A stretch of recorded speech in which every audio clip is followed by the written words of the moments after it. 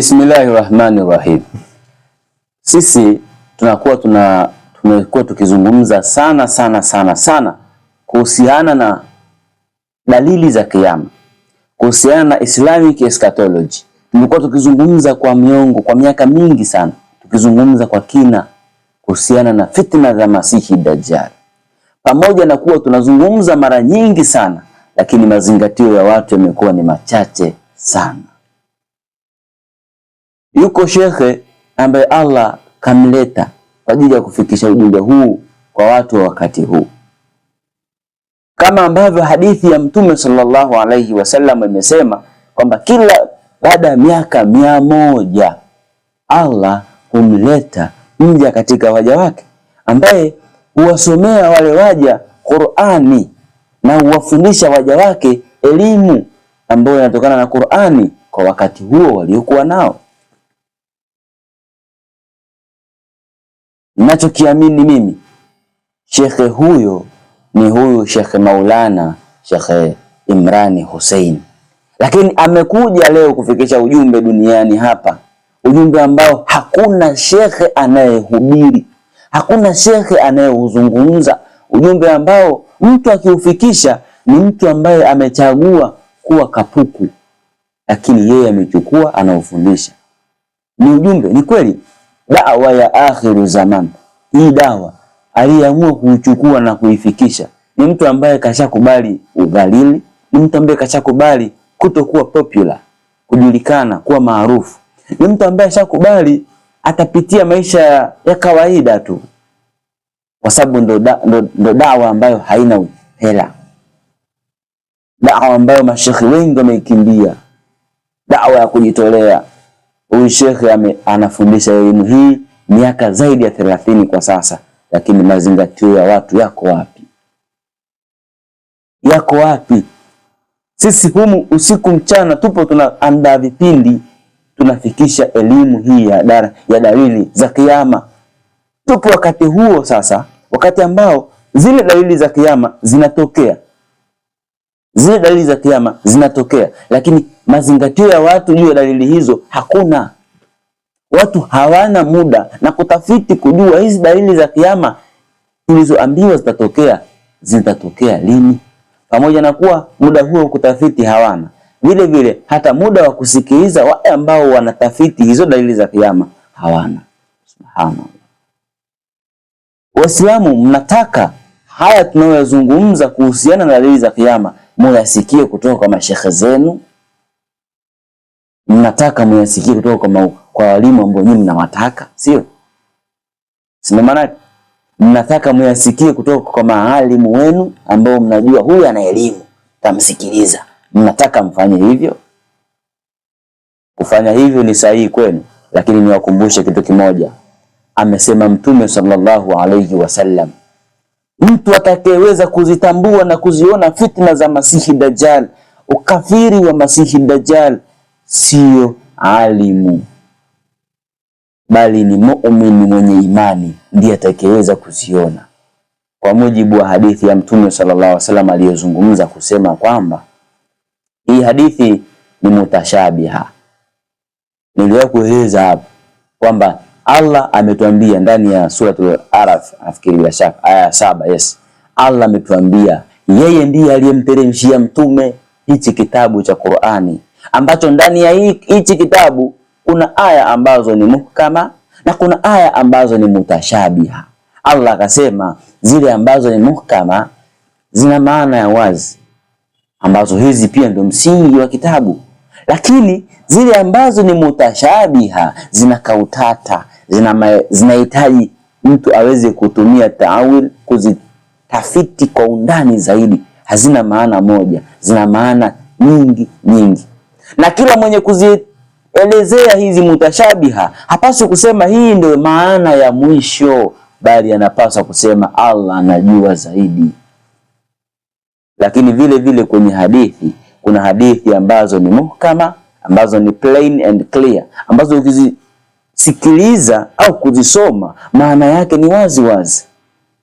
Mfano, kaswalini mkimwabudu Mola wenu mkamtii, janna hii hapa. Hizi zipo clear, hazihitaji maana ya ndani sana. Lakini kuna hadithi ambazo ni mutashabiha, ambazo zina maana nyingi, zinataka utafiti ama utafsiriji wa ndani sana, sio wa nje nje.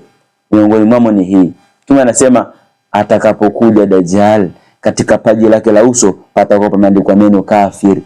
Hakuna atakayeweza kulisoma neno hilo isipokuwa muumini mwenye imani, hata kama hana elimu. Tumekuwa tukizungumza kila mara ya kwamba Dajjal kwa sasa kashafunguliwa, na maana ya maneno haya ya Mtume ilikuwa ni nini? Fitna za Dajjal atakazokuja nazo hakuna atakayeweza kuzitambua. Hizo fitna ndo zimepewa kama jina la ukafiri, ndio fitna zenyewe. Hakuna atakayeweza kuzitambua hizo fitna isipokuwa muumini mwenye imani. Ndio Mtume akasema katika paji la uso atakuwa na neno kafir. Kwa mtu mwenye akili ya kawaida, kama hii hadithi ni muhkama, ina maana ya waziwazi, itawezekana vipi leo Dajjal awe ana neno limeandikwa kafiri kwenye paji la uso, kisha watu wawili wamesimama hapa, mmoja muumini, mmoja sio muumini. Huyu muumini alisome, huyu kafiri ashinde kuisoma. Na kati ukafiri ni alim, yani ana elimu kidogo ya Kiarabu, anajua vizuri, ashinde kusoma. Itawezekana vipi? Bila shaka hii ilikuwa ni lugha ya ishara. Kwa hivyo alikuwa anatufahamisha kwamba katika kipindi hichi, hizi fitna za Dajjal atakayeweza kuziona ni yule ambaye ana imani, sio alim. Tunasema hata kama hana elimu. Sasa ndugu zangu, tahadhari, tahadhari, tahadhari. Jitahidini kutafuta ujuzi, jitahidini kutafuta ayati za Allah. Ayati za Allah zinateremka kwa mja anayemtaka yeye, sio mpaka aje alimu, aje shekhe wako unayemjua wewe. Ujumbe wa Allah anaupitishia anakotaka yeye. Acha kuwa locked, acha kuwa limited, kwamba mimi sichukui kitu ila hapa. Utakuja kujuta siku ya siku. Utakuja kujuta siku ambayo hakutokuwa na maana kule kujuta kwako. Tumche Mwenyezi Mungu Tabaraka wa Taala. Tumche Allah. Tumche Mwenyezi Mungu. Tumekuwa tukihubiri sana darasa za akhiru zaman kwa muda mrefu sana. Lakini zaidi mwalimu wetu huyu Sheikh Imran anahubiri zaidi ya miaka 30. Yako wapi mazingatio ya watu? Subhanallah. Tukirejea hata katika suratul Kahfi aya nambari 6, Allah anasema huenda mkajikhiriki nyinyi nafsi zenu kwa kuwasikitikia kwa kuwa hawayaamini mazungumzo haya. Aya hii inakuja kututia moyo sisi walinganiaji. Huenda mkajisikitikia kwa kujikhiriki nafsi kwamba mbona tunaongea watu hawasikii. Lakini ndo kazi ya manabii. Siku zote ukweli uliokuwa ukihubiriwa ilikuwa ni wachache mno wenye kuelewa na kukubali. Kwa hivyo haina maana, bali inatupasa kuwa tunasubiri. Lakini tahadhari kwenu, msiweke kufuri katika fahamu zenu. Fungueni fahamu. Ujumbe wa Allah, ishara za Allah zinakuja katika namna nyingine kabisa ambayo hata wewe hukuitarajia. Hata kwa mja ambaye hana elimu, hana ujuzi mkubwa, Allah ana uwezo wa kumtumia kukufikishia wewe ujumbe, kufikishia wewe ishara zake, kufikishia wewe kile ambacho anataka ukipate. Tusio watu wa kiburi, tusio watu wa dharau, tusio watu wa kupuuza. Tatizo kubwa la umma kwa sasa, tunao waumini wengi sana mashallah. Shida ni kwamba waumini hawa hawana yaqini. Huwezi kuwa na yaqini pasina kuwa na imani. Hiyo imani leo ndio changamoto. Changamoto kubwa ni nini hiyo imani? Shida ni nini? Shida sio kutafuta imani. Tafuta imani unaitafuta kwa mambo madogo tu. Ufanye adhkari, usome Qur'ani, utende mema, huku ndio unatafuta imani. Shida ni nini? Shida yale yenye kuondosha imani ni mengi zaidi kipindi hichi. Mengi sana yenye kuondosha imani. Yaani ni mengi sana kuliko yale yenye kuongeza imani. Kwa hivyo hichi ndio kipindi ambacho Mtume sallallahu alaihi wasallam amezungumza kwamba mtu ataamka aliyakuwa ni muumini na atalala aliyakuwa ni kafiri. Yaani leo unaamka asubuhi una imani vizuri, umeswali swala yako ya fajiri, umefanya adhkar, umemwomba Allah msamaha, unaamka vizuri kabisa, safi. Lakini ukitoka nje unayokutana nayo mjiani, kazini, mpaka unarudi nyumbani unarejea aliyakuwa ni kafiri. Ndio kama hizi. Yapo mengi sana ambayo yanaondosha imani.